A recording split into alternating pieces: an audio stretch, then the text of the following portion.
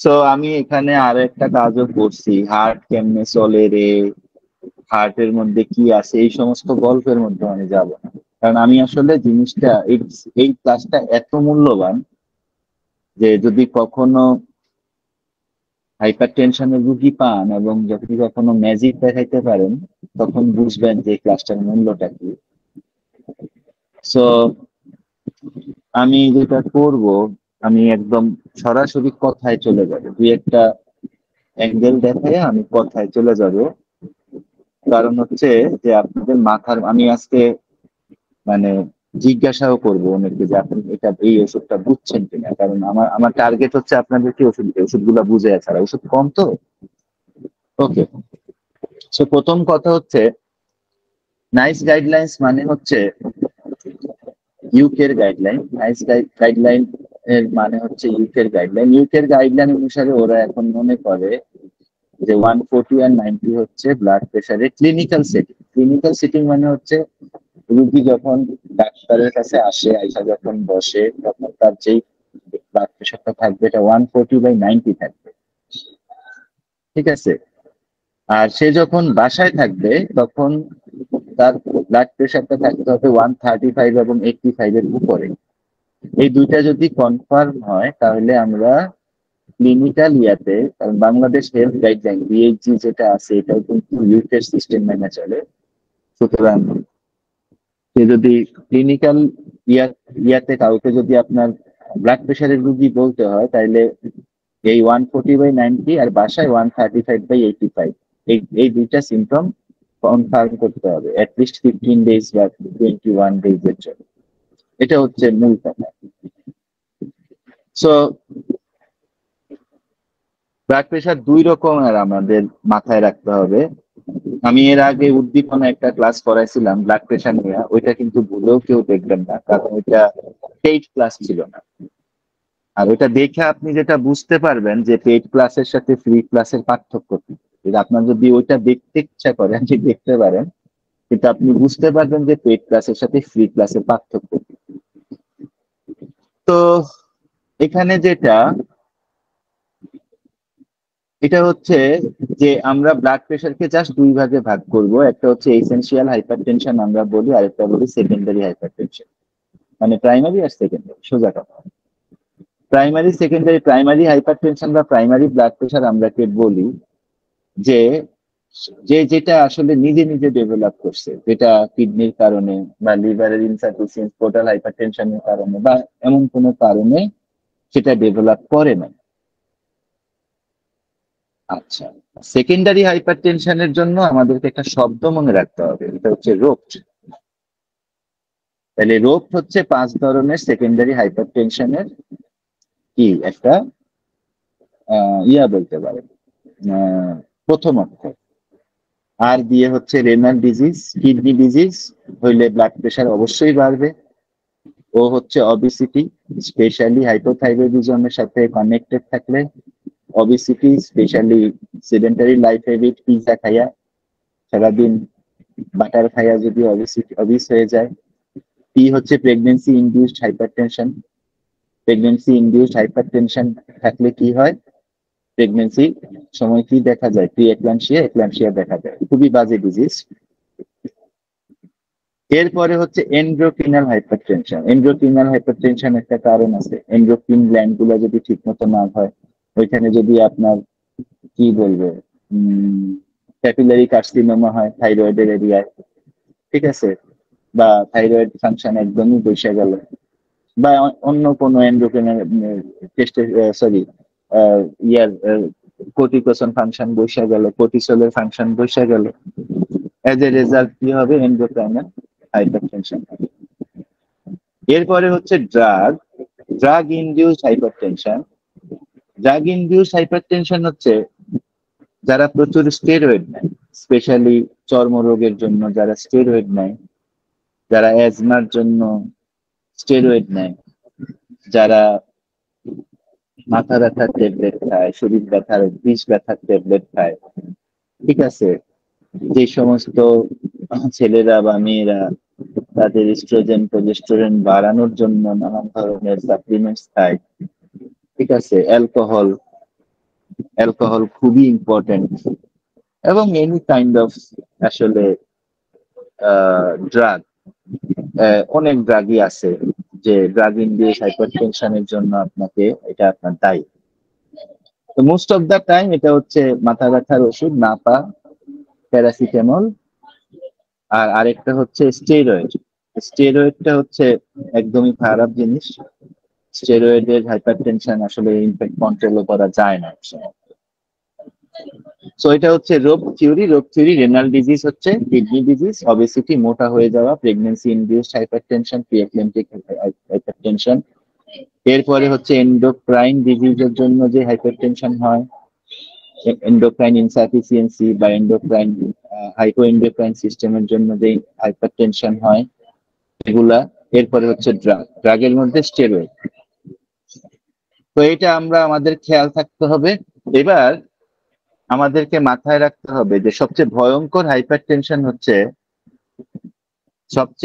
Hypertension হচ্ছে renal ডিজিজের সাথে যদি রেনাল ডিজিজ থেকে যদি হাইপারটেনশন আসে। এখন আপনি জিজ্ঞাসা করতে পারেন যে হার্ট ডিজিজ থেকে হাইপারটেনশন আসলে সেটা ভয়ঙ্কর না কেন? কারণ হার্ট ডিজিজ থেকে হাইপারটেনশন আসলে সেটার একটা স্টেজ পর্যন্ত আপনাকে ভালো সময় দিবে, কিন্তু আপনারা যদি কখনো শুনেন যে আল্লাহ না করুক যে আপনাদের আত্মীয় স্বজন হাসপাতালে আছে, কিডনি ডিজিজ হয়েছে, এখন আর সেই আত্মীয় স্বজন আর ভালো হচ্ছে না কারণ তার ব্লাড প্রেশার কমানো যাচ্ছে না, এটাই আসলে রেনাল হাইপারটেনশন। রেনাল হাইপারটেনশন খুব বাজে হাইপারটেনশন, খুবই বাজে হাইপারটেনশন। এটা কেন হয়? এটা হয় হচ্ছে রেনাল যেই ব্লাডের যেই রেনাল ব্লাড যেই কিডনিতে আসে যায়, তার এই ইয়াগুলা কি হয়, স্টেনোসিস হয়ে যায়। এটা পরে আমরা হয়তো অন্য সময় বা প্রশ্নের উত্তরে আমরা দেখব ঘটনাটা কি হয়।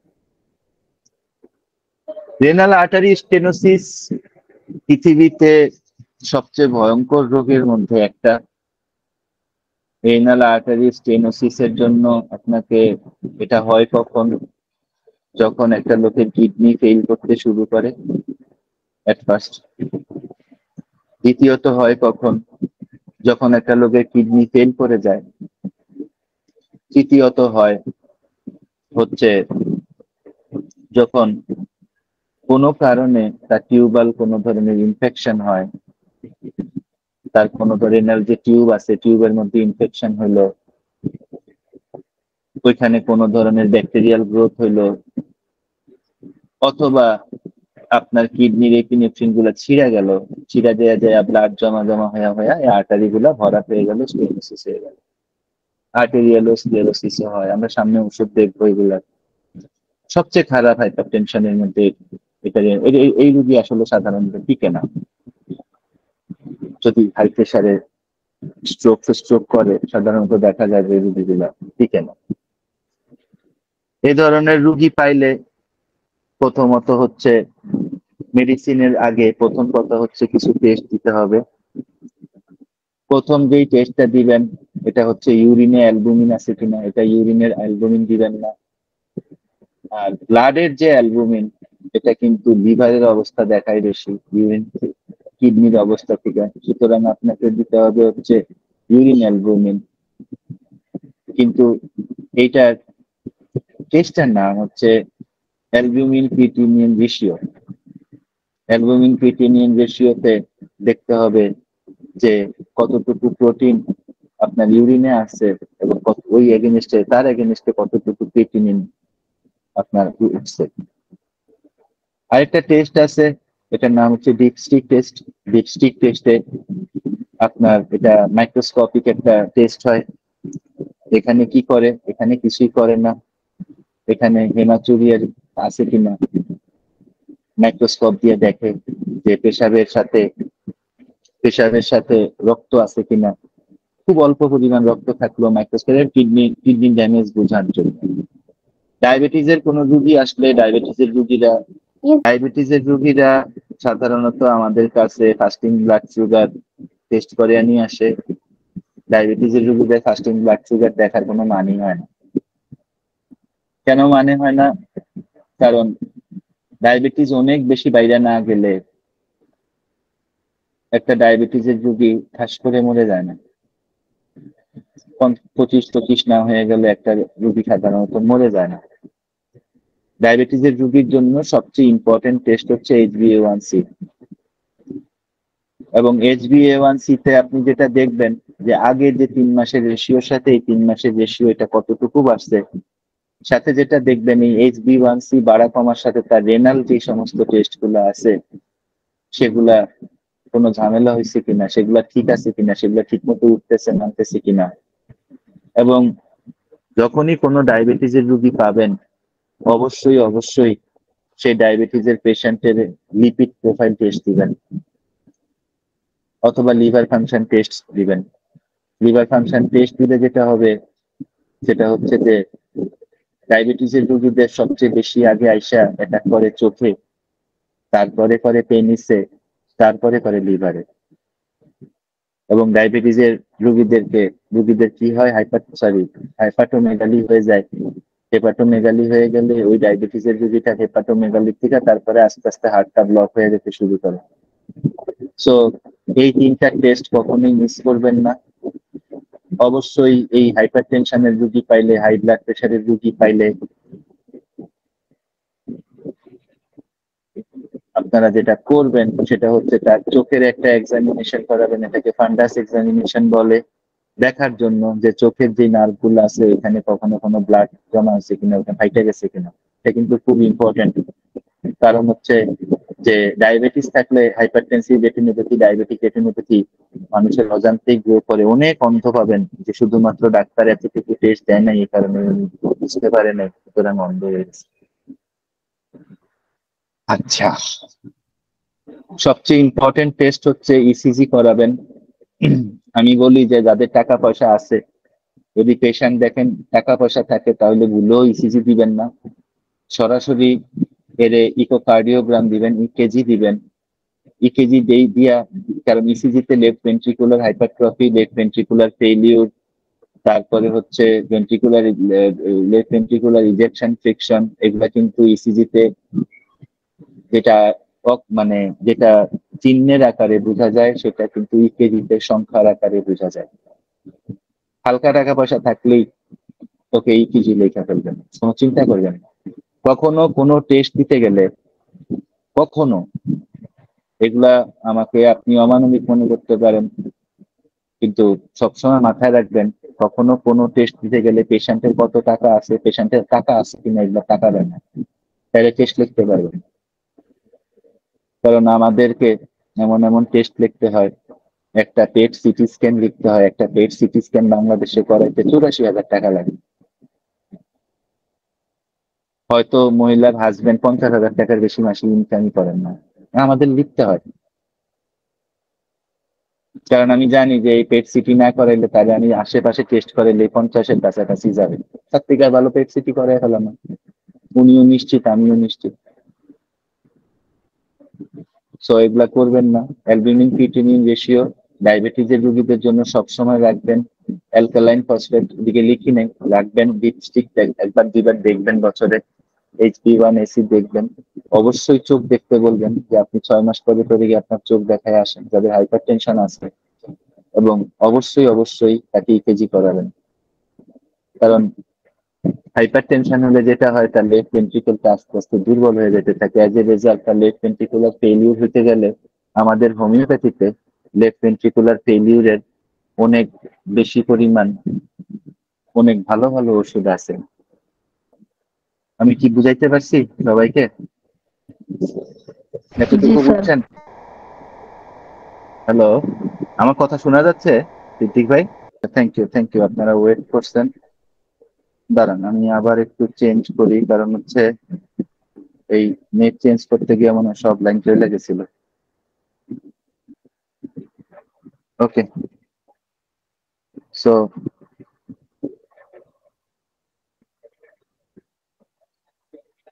কমপ্লিকেশন, তো সরি, এখন তো কমপ্লিকেশনে কেন যাচ্ছি, স্টেজ।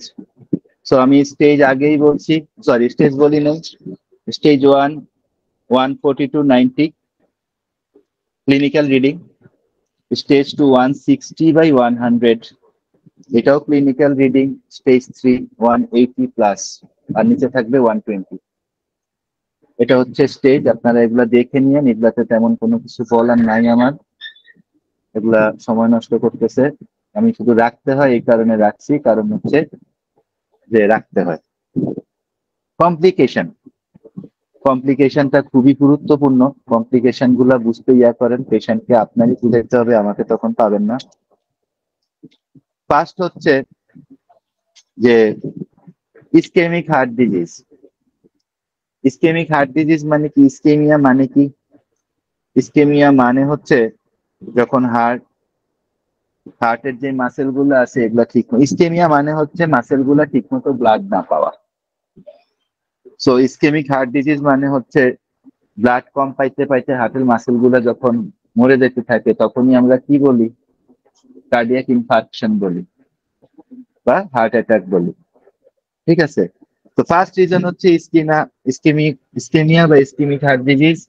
ইসকেমিক হার্ট ডিজিজের কারণে কি হবে? রোগীর অ্যাকিউট করোনারি সিনড্রোম আসবে, অ্যাকিউট হার্ট ডিজিজের মতন কাহিনী স্ট্রেট হবে। হ্যাঁ, এরপরে তো সবসময় এনজাইনা মানে সবসময় লাইগা থাকার মতন একটা পেন, ডাল একটা পেন থাকবে। নিপল থেকে, পুরুষ মহিলা সবারই, বাম নিপল থেকে 4 আঙ্গুল ডান দিকের দিকে ধইরা যদি আপনি একটা রংধনু হাতের শোল্ডারের জয়েন্ট পর্যন্ত কল্পনা করেন, তাহলে যেরকম রংধনুটা হবে পেইনটা এইরকম হবে। ঠিক আছে? এটা হচ্ছে এনজাইনার প্রাইমারি পেইন। সেকেন্ড হচ্ছে কার্ডিওভাস্কুলার অ্যাক্সিডেন্ট বা CVA, brain stroke. Brain stroke কেন হবে? কারণ হচ্ছে ব্রেন স্ট্রোক হবে কারণ হচ্ছে আপনার ব্লাড যে পরিমাণ ব্লাড আপনার ব্রেইনে পাস হচ্ছে, আপনার ব্রেইন গুলা অত পরিমাণ ব্লাড একসাথে নিতে পারতেছে না। এজ এ রেজাল্ট যেটা হচ্ছে, ঠিক আছে, বা হয়তো বা ওইগুলা শীর্ণ হয়ে গেছে, সংকুচিত হয়ে গেছে, বিড়ি সিগারেট খাইছেন, বা অনেক বেশি টেনশন করছেন, ম্যাগনেসিয়াম পটাশিয়াম কমেছিল, ভিটামিন ডি পায় না। ঠিক আছে, এই সমস্ত কারণে আপনার কি হবে? সেরিব্রোভাস্কুলার অ্যাক্সিডেন্ট হতে পারে। সেরিব্রোভাস্কুলার অ্যাক্সিডেন্ট হইলে কি হয়? সবচেয়ে খারাপ জিনিস কি? ইন্টারক্রেনিয়াল হ্যামারেজ হয়। ঠিক আছে, ব্রেনের ভিতরে যদি হ্যামারেজ হয়। ঠিক আছে, ইন্টারক্রেনিয়াল হ্যামারেজ হলে কি হয়? ইন্টারক্রেনিয়াল হ্যামারেজ হলে কি হয়? ইন্টারক্রেনিয়াল হ্যামারেজ হলে মেডিকেল সায়েন্স যদিও স্বীকার করে না, এই রোগীগুলি আসলে এগুলারে সিকিউর করে আনতে জানটা শেষ হয়ে যায়। আচ্ছা,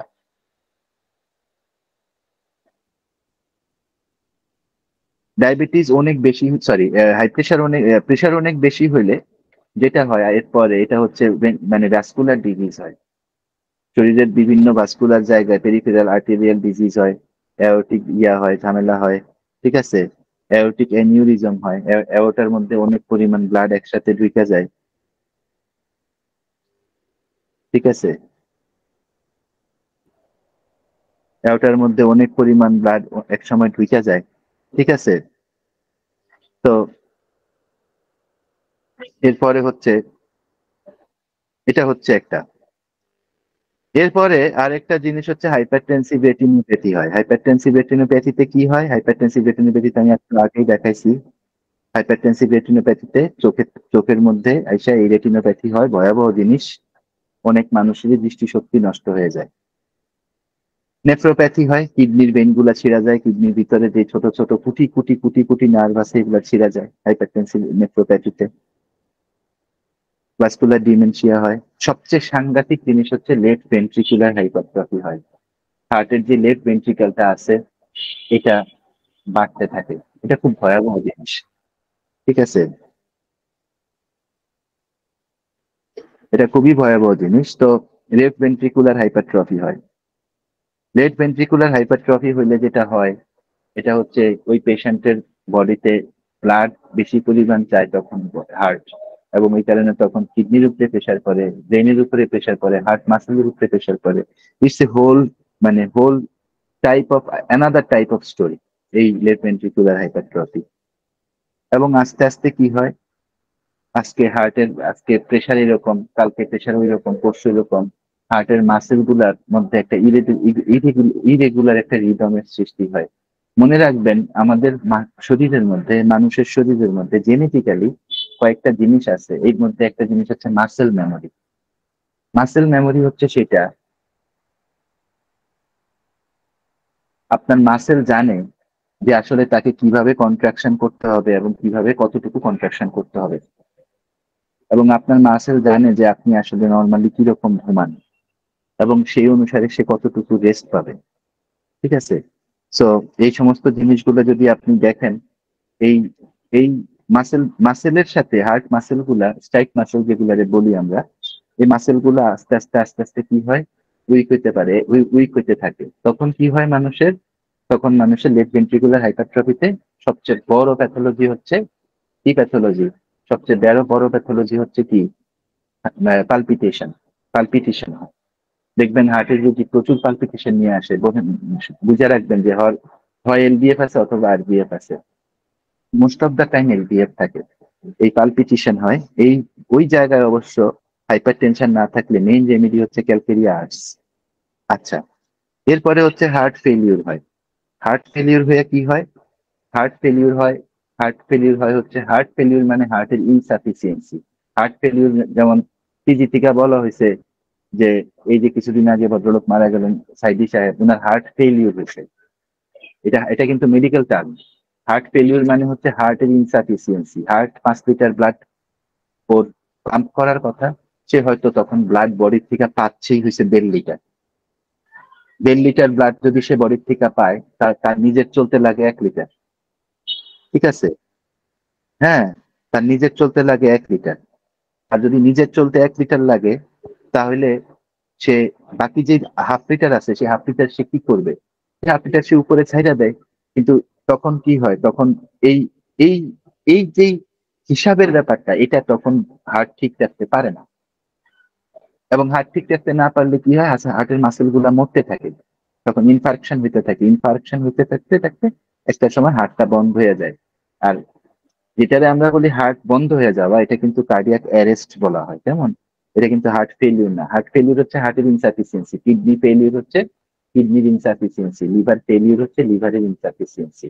মানে লিভার যতটুকু কাজ করার কথা, তার যখন 15%-এর নিচে কাজ করে, এটাকে আমরা তখন ফেলিউর বলি। ঠিক আছে? আর অ্যারেস্ট তো আপনি বুঝেনি। তো এগুলো হচ্ছে মূল কমপ্লিকেশন। এরপরে আমরা যাব রেমিডিজে। আমাদের ফার্স্ট রেমিডি আমরা যেটাতে যাব, এটা হচ্ছে আমাদের আর্নিকা মন্টানা। আমি আর্নিকার উপরে আর আমি 2-3টা রেমেডির উপরে কোনো নোটই লিখিনি, কারণ এগুলার উপরে আমার লম্বা কথা আছে। আমার অনেক রুগী আমি এই আর্নিকাতেই, আল্লাহ রহমতে, আল্লাহ পাক আর্নিকার উসিলাতেই তুলে দিছেন। তো আর্নিকা কি হয় মনে রাখবেন, আর্নিকাতে আপনি 3-4টা জায়গায় আর্নিকা ইউজ করবেন। একদম ক্লিনিক্যাল কথা বলে দিতেছি। ঠিক আছে? আপনি 3-4টা জায়গায় আর্নিকা ইউজ করবেন। কোথায় কোথায় আপনি আর্নিকা ইউজ করবেন? প্রথমত আপনি আর্নিকা ইউজ করবেন হচ্ছে যেখানে আপনি দেখবেন সেরিব্রোভাস্কুলার অ্যাটাক আছে, যেখানে দেখবেন আপনি ব্রেইন স্ট্রোক আছে। আপনি যখন ব্রেইন স্ট্রোকের রুগী পাইতেছেন, আপনি যখন দেখতেছেন যে রুগীটার মুখ বাঁকা হয়ে যাচ্ছে, আপনি যখন দেখতেছেন যে রুগীটার প্রচুর ঘাম হচ্ছে এবং রুগীটার প্রেশার বেশ হাই, আপনি যদি রুগীটার 2টা হাত উপরের দিকে তুলতে বলেন, আপনি দেখবেন তুলতে পারতেছে না। 45 ডিগ্রির উপরে তো তুলতেই পারবে না একসাথে। 2টা পা যদি তুলতে বলেন, আপনি দেখবেন সে তুলতে পারতেছে না, সেটাও 45 ডিগ্রি তুলতে পারবে না। ঠিক আছে? আপনি সাথে সাথে শিওর হয়ে গেলেন যে রুগীটা ব্রেন স্ট্রোক করছে, সাথে সাথে আপনি আর্নিকা মন্টানা শুরু করে দেন। এটা হচ্ছে আর্নিকার একটা সাইট, ক্লিনিক্যাল সাইট। আর্নিকার দ্বিতীয় ক্লিনিক্যাল সাইট কি?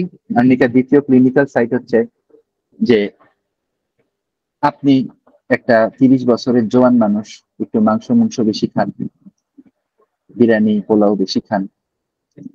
এজ এ রেজাল্ট আপনার হচ্ছে কি, আপনার হঠাৎ করে এখন মাঝে মাঝে আপনার ঘাড়ে ব্যথা করতেছে বা মাথায় ব্যথা করতেছে, আপনি হঠাৎ করে প্রেশার মাইকা দেখতেছেন যে আপনার প্রেশারটা হাই হয়ে আছে। আপনি যেটা করেন, আপনি আর্নিকা সপ্তাহে 2বার করে 3বার করে নেন, নিয়ে দেখেন প্রেশারটা কন্ট্রোল হয় কিনা। কারণ আর্নিকার আরেকটা বড় কাজ আছে, এটা হচ্ছে ব্লাড থিনার।